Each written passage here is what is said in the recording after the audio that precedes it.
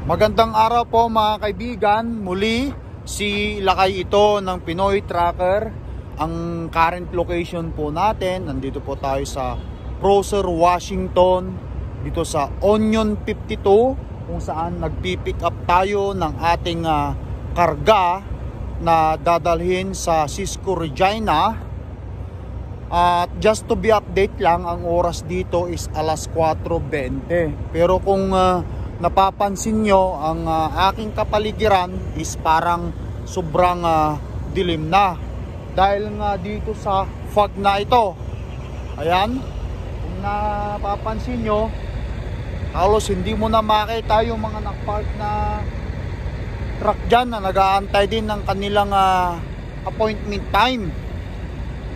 Kapag ganito na ang sitwasyon, gusto ko lamang din i-share sa inyo na magdahan-dahan lang po tayo sa pagdadrive mga kaibigan. Lalong-lalo na kapag fog, hindi mo makikita yung makakasulubong mo, yung makakaharap mo.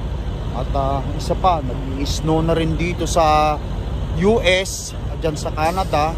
Tara, ikutan natin para makita nyo.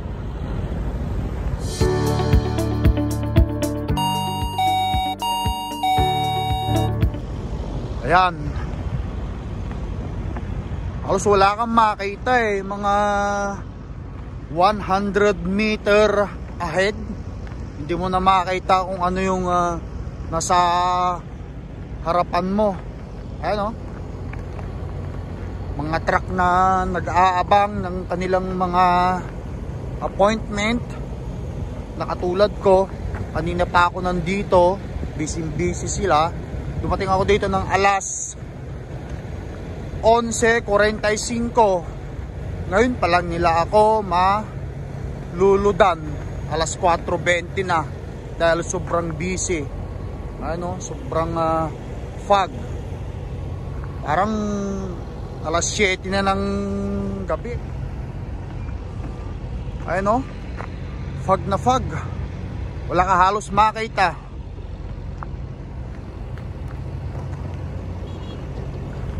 Ayan, technique. Ang technique lang po mga kaibigan sa pagdadrive ng ganito is focus po. Ang ating mga mata ay nasa harapan lang ng karsada. Pangalawa is yung braking distance po natin. Kailangan yung distansya natin sa ating sinusundan or kung ano man ang nasa harapan natin, kailangan may distansya tayo para sa ganoon pag nagpreno tayo, makakapreno tayo on the spot. Hindi yung magpipreno ka and then huli na. Nabangga mo na yung nasa harapan mo dahil malapit ka na at saka mabilis ka sa pagdadrive. Ingat-ingat lang mga kaibigan. Tandaan nyo, ang pagdadrive ng truck ay hindi ganun kadali, lalo na dito sa Canada. Gusto ko lamang pong i-share sa inyo lahat ng mga tips at idea, mga na-experience ko. Makakatulong po sa ating lahat ito. Ganun din po sa mga nagnanais makakuha ng kanilang driver's license, mga baguhan din. Ayan kitang-kita nyo naman sa likuran ko. Sobrang fog.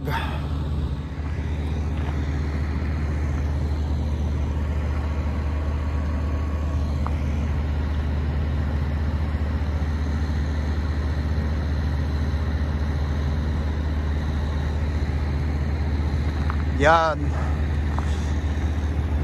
Sa awa ng Diyos, kahit pa paano, masimulan na rin nila akong loadan. Mamaya aalis na ako. Mayroon pa akong isang pick up.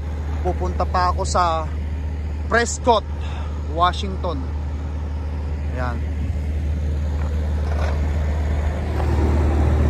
Alright mga kaibigan, hanggang sa muli, si Lakay po ito ng Pinoy Tracker. Mayroon din po akong mga video link dyan sa my description down below. Pwede nyo rin pong tignan. It's all about tracking para po sa mga bago at naghahangad na makakuha ng kanilang driver's license dito sa Canada. Try nyo pong panuorin, baka sakaling makatulong po sa ating lahat. Well, kita-kita po ulit tayo sa susunod na video mga kaibigan. Si Lakay ito na nagsasabing habang may buhay, may pag-asa. Bye!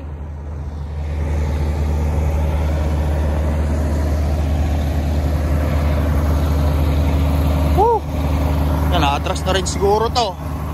Natin ang pag-atras.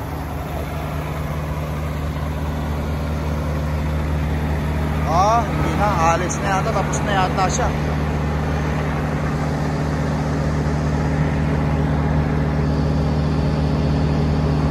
Malamang atras. Kasi bukas pa yung kanyang truck. Panoorin natin ang kanyang pag-atras. Para malaman natin. Hindi na nga. Aalis na nga siya. Tapos na siguro. Baka nag-deliver lang siya.